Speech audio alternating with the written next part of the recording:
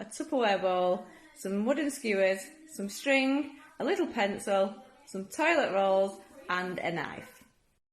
So next you'll need to get the pencil and make some little holes like this, because these are what you're going to put the wooden skewers through, so make sure they're facing each other.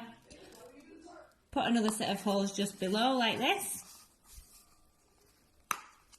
Ta-da! Next, get the lard and spread it over the toilet roll like this until it's all covered.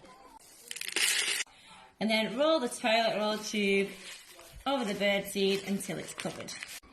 And then put the wooden skewers through the holes like this.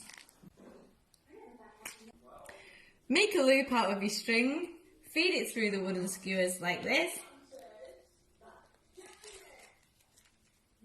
Pull it through. There is your bird feeder.